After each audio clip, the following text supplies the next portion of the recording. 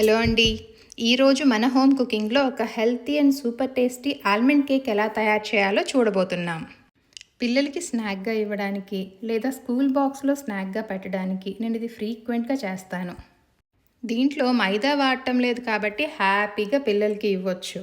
ఈ ప్రాసెస్ కూడా చాలా సింపుల్. ఇక దీన్ని ఎలా తయారు చేయాలో చూద్దాం రండి.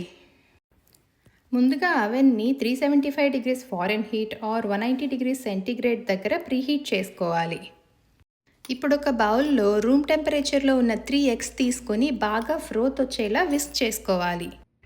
ఇది ఆల్మండ్ కేక్ అయినా ప్రాసెస్ మాత్రం స్పాంజ్ కేక్ లానే ఉంటుంది. ఎక్సెప్ట్ మైదా బదులు ఆల్మండ్ పౌడర్ వాడుతున్నాం అంతే. ఇంకా మిక్సింగ్ కూడా ఆల్మండ్ కేక్ ఈజీ. ఎగ్స్ని బాగా విస్క్ చేసుకొని మిగిలిన ఇంగ్రీడియంట్స్ని బాగా మిక్స్ అయ్యేలా కలిపితే చాలు. ఇక్కడ ఇంపార్టెంట్ స్టెప్ ఏంటంటే ఎగ్స్ బాగా ఫోమ్ వచ్చే వరకు విస్క్ చేసుకోవాలి. చూడండి ఇలాగా. చూడండి ఎన్ని బబుల్స్ వచ్చాయో ఇక్కడ.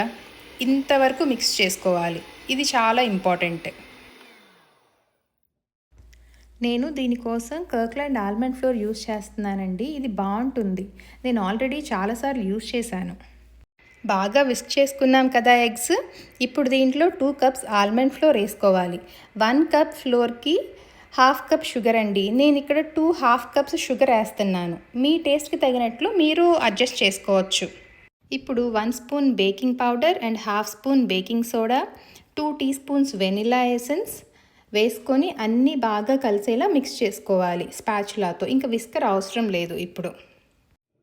ఇదిగోండి ఇలా బాగా మిక్స్ చేసుకోవాలి. అన్ని ఇంగ్రీడియంట్స్ బాగా కలిసేలా. అన్నీ బాగా మిక్స్ చేసుకున్నాక అందులో 3/4 కప్ గోరువెచ్చని నెయ్యి వేసుకోవాలి. జాగ్రత్త, నెయ్యి బాగా వేడిగా ఉంటే ఎగ్ స్క్రాంబుల్ అయిపోతుంది, అంటే విరిగిపోతుంది. సో గోరువెచ్చని నెయ్యి మాత్రమే వేసుకొని స్పాచులాతో బాగా కలుపుకోవాలి. ఇదిగోండి నేను ఇక్కడ 3/4 కప్ గోరువెచ్చని నెయ్యి వేసుకుంటున్నాను. మీకు కావాలంటే బటర్ అయినా వేసుకోవచ్చు. అన్ని ఇంగ్రీడియంట్స్ బాగా మిక్స్ అయ్యేలా కలుపుకొని బ్యాటర్ కన్సిస్టెన్సీని బట్టి 1/2 కప్ నుండి 1 కప్ వరకు గోరువెచ్చని పాలు పోసుకోవాలి. ఇదిగోండి నాకైతే 1 కప్ పాలు పడుతున్నాయి బ్యాటర్ ఈ కన్సిస్టెన్సీ రావడానికి. ఇదిగోండి ఇలా. అప్పుడే కేక్ స్మూత్గా వస్తుంది. ఇదిగోండి బ్యాటర్ రెడీ అయినట్లే. ఇప్పుడు కేక్ టిన్లో అడుగున బటర్ పేపర్ వేసుకొని అంచులకి నెయ్యి కానీ నూనె కానీ రాసి బ్యాటర్ని అందులో మార్చుకోండి. ఫైనల్గా టిన్ని ఒక 2 టైమ్స్ ఎత్తి తట్టండి. తర్వాత ఆ టిన్ని ప్రీహీటెడ్ అవెన్లో ప్లేస్ చేసుకొని 30 to 35 మినిట్స్ బేక్ చేసుకోవాలి. ఇదిగోండి అవెన్ ప్రీహీట్ అయ్యి రెడీగా ఉంది.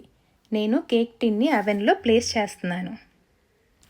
సుమారు 20-25 మినిట్స్ తర్వాత అవెన్ తెరిచి ఫోర్క్ లేదా టూత్పిక్తో కేక్ మధ్యలో గుచ్చి ఇలా చూడండి. ఫోర్క్ కనుక క్లీన్గా ఉంటే, అంటే ఎక్కడ బ్యాటర్ అంటుకోకుండా వస్తే మన కేక్ పర్ఫెక్ట్గా బేక్ అయినట్టే. ఒకవేళ కొంచెం బ్యాటర్ అంటుకుంటే మాత్రం మరొక 5 to 10 మినిట్స్ బేక్ చేయండి. ఇప్పుడు టిన్ని అవెన్లో నుంచి బయటకు తీసి రూమ్ టెంపరేచర్ వచ్చే వరకు అలా ఉంచాలి కొంతసేపు. రూమ్ టెంపరేచర్కి వచ్చాక దీన్ని ఒక ప్లేట్లో డీమోల్డ్ చేసుకుందాం. ఇప్పుడు ఈ బటర్ పేపర్ని నెమ్మదిగా తీసేసి పూర్తిగా చల్లారిన తర్వాత స్లైసెస్లా కట్ చేసుకోవాలి. చూడండి ఎంత పోరస్గా సాఫ్ట్గా ఉందో. ఇది 2-3 డేస్ తర్వాత కూడా ఇలానే ఉంటుంది. ఈ రెసిపీ మీకు నచ్చిందా? చాలా బాగుంటుందండి. ఒకసారి ట్రై చేస్తే ఇంకా వదలము, మనము ఇంకా పిల్లలు కూడా. ట్రై చేసి చూసి ఎలా వచ్చిందో కమెంట్స్లో చెప్పండి. Thank you.